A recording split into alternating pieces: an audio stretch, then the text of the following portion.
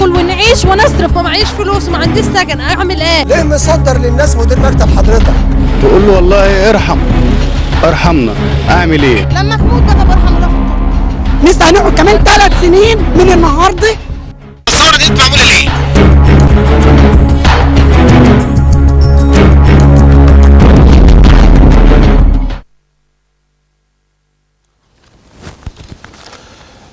أحييكم من داخل ديوان المظالم الكائن في قناة الدلتا في طنطا، وما زلنا بفضل الله الصوت العالي وهمزة الوصل الحقيقية بين الغلابة والمظلومين وبين المسؤولين المكلف بهم تقديم الخدمات لهؤلاء المواطنين. ديوان المظالم ينطلق دوما من ثوابت قانونية ودستورية راسخة أن أي مسؤول في مصر مهما على قدره بدءا من رئيس الجمهورية نزولا لأصغر موظف جاءوا ليكونوا خداما لهذا الشعب. والمؤكد أيضا أن كل الخدمات وكل الرواتب وكل المصروفات في هذا الوطن هي من الضرائب التي يدفعها هذا الشعب المصري المحترم. في ديوان المظالم نتقدم بالشكر الجزيل للمسؤول المحترم السيد اللواء محمد نعيم محافظ الغربية. هو مسؤول ومحافظ عايز ينجح بجد، واحنا برنامج بنقدم يعني وسيلة استطلاع ووسيلة معلومات ببلاش على حساب الدولة. فمشكورا سعادة المحافظ كلف كل المسؤولين وكل المديريات في محافظة الغربية بمتابعة برنامج ديوان المظالم ومتابعة ما ينشر من مظالم وشكاوى للمواطنين من أبناء المحافظة والسرعة على حلها وموافاة برنامج ديوان المظالم. نتمنى من كل المحافظين في إقليم الدلتا بل وكل المسؤولين في ربوع الجمهورية أن يجعلوا من برنامج ديوان المظالم بل وكل وسائل الإعلام المصرية سواء كانت مقروءة أو مسموعة أو مرئية أن تكون وسيلة استطلاع ووسيلة كشف حقيقية للمشاكل، لأن احنا بنضع للمسؤول على طبق من فضة المشكلة والمطلوب.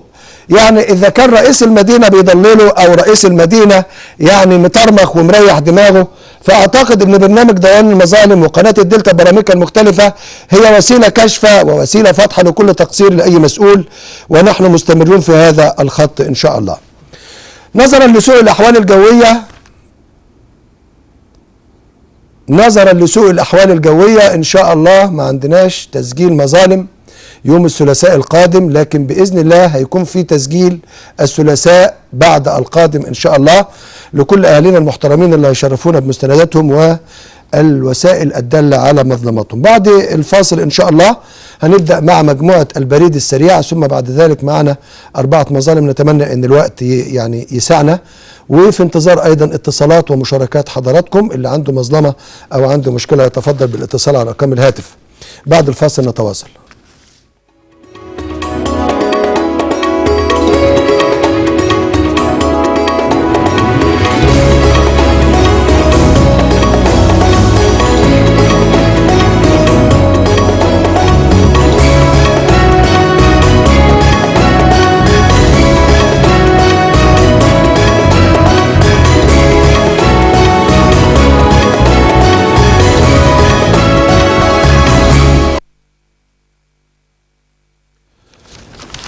المظلمة الأولى وردت إلينا عن طريق البريد من المتظلمين والمتظلمات الذين تقدموا إلى اختبارات الترقية لدرجة وكيل مدرسة في مديرية التربية والتعليم في محافظة الغربية. طبعا زي ما أنا عرفت من معلوماتي أنه كان متقدم حوالي 2500، تم اختيار ما يقرب من 250، ففي شكاوى كثيرة جدا. هنستودع الأمر من السيدة الأستاذة فاطمة خضر وكيل وزارة التربية والتعليم في محافظة الغربية الموجودة معنا الآن. أستاذة فاطمة أهلا بحضرتك. أهلا بيك يا فندم. أهلا يا أستاذ شاكر. المشكلة دي حضرتك أبعادها إيه والحقائق فيها إيه؟ هو حضرتك دول المتقدمين لوكيل مدرسة ابتدائية، المرحلة الابتدائية يعني. نعم. والحقيقة المتقدمين أكتر من كده بكثير، مش 2500. تمام. هم يمكن يزيدوا عن 5000، يقربوا من 6000. طبعا كل اللي ما أصابوش الدور اشتكى، وكل واحد في نفسه أمير يعني متهيأله. وبعدين احنا لسه مش مقتنعين او مش قادرين نستوعب بالقانون 155 اللي هو قانون كادر المعلمين. نعم. طبعا الترقيات بتختلف من قانون 47 اللي هو قانون العاملين في الدولة عن ال 155. فطبعا احنا بيشترط للترقية ان يبقى في لجنة المقابلات. في لجنة المقابلات بتدي درجة للتقييم، وبعدين بنركب بعديها 4 نقعد بعد كده عشان نفاضل بين الناس. طبعا كل الشكاوى اللي بتيجي حضرتك بيقول ده لا ده مني، ده انا اقدم منه كسنه، ده انا. هو استاذه فاطمه بعد اذن حضرتك يعني للامانه والموضوعيه هات له على حضرتك بعض النقاط والملاحظات اللي الناس الشاكين والشاكيات قالوها، يعني هم غير مطمئنين تقريبا لبعض الامور اللي دارت في اللجنه. يعني بيقولوا في الشكوى بانه يعني اللجنه او احد المسؤولين في اللجنه سال احدى الزميلات المتقدمات للمقابله اسمك ايه مع السلامه. احد اعضاء اللجنه لاحدى الزميلات انت خالك فلان انا حضرت فرحه مع السلامه وسلمي لي على خالك. احد يعني الممتحنين قامت اللجنه بالترحاب به وعدم سؤاله اي سؤال. انا بطرح على حضرتك كل التساؤلات وكل الامور علشان حضرتك المسؤول الاعلى للتربيه والتعليم. ده كويس برضه عشان يعني الدنيا توضح للناس. او طبعا مش معقول اللجنه دي على اعلى مستوى من القيادات المديريه. نعم. يعني فيها الاستاذ وكيل المديريه ومدير عام التعليم ومدير عام الشؤون الماليه والاداريه وفيها توجيه مالي وفيها شؤون قانونيه وفيها مدير عام التعليم العام والفني.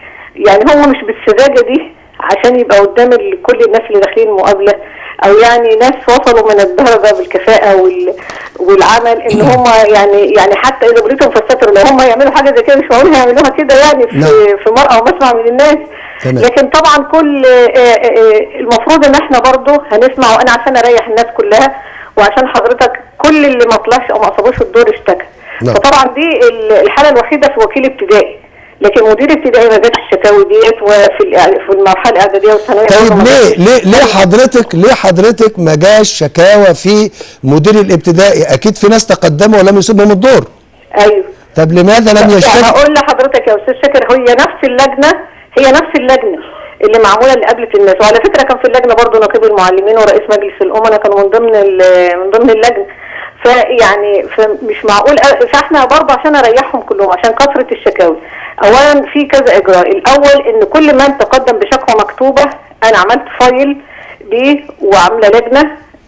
الحقيقه يمكن انا شخصيا بقى برياستها عشان الحظ كل شكوى فرديه جايه ولازم نرد عليها.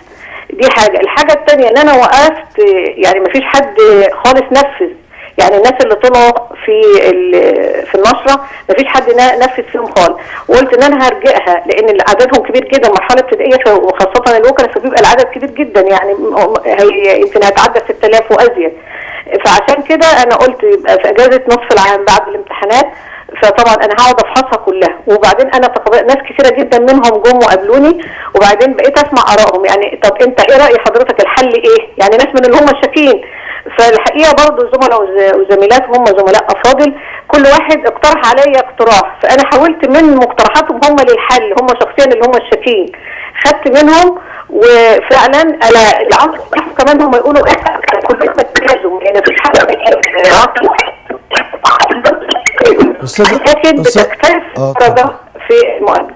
فعشان كده انا هفترض ان كلهم واخدين درجه واحده طبعا بالنسبه لكل الشاكين. او طب ايه الحلول المقترحه يا سعاده الوكيله ان شاء الله اللي هتنفذها بعد اجازه نصف العام؟ انا بقول لحضرتك الاول بس انا عاوزه كل زمايلي يعني يعرفوا ان احنا حسب القانون 155 ما فيش بقى اقدميه زي 47. فبيبقى ترتيبهم او يعني على اساس ايه؟ الاعلى في درجات التقييم في اول حاجه. يعني اول حاجه خالص بنقول اللي خد اكبر درجه في المقابله، بيليها الاعلى في المؤهل. نعم. بيليها الاعلى في المستوى الوظيفي. رقم 4 الاقدم في التخرج، ورقم 5 الاكبر في السن. يعني الترتيب اختلف خالص عن قانون 47. انا طبعا بقول لحضرتك تقابلت مع مجموعه كبيره جدا منهم. يعني كل يوم كان بيجي لي طبعا المكتب كتير منهم، واحيانا كان بيجي لي مئات، فكنت بتقابل مع مجموعه كبيره منهم. واتفقنا ان احنا ان شاء الله ان انا هرجع ان انا يعني وقفت تنفيذ اي حاجه وهرجعها بنفسي كلها مع لجنه متخصصه، وان شاء الله كلهم هيبقوا مرضيين باذن الله. نتمنى ذلك. الاستاذه فاطمه خضر وكيل وزاره التربيه والتعليم في الغربيه، شكرا جزيلا لك. اشكرك.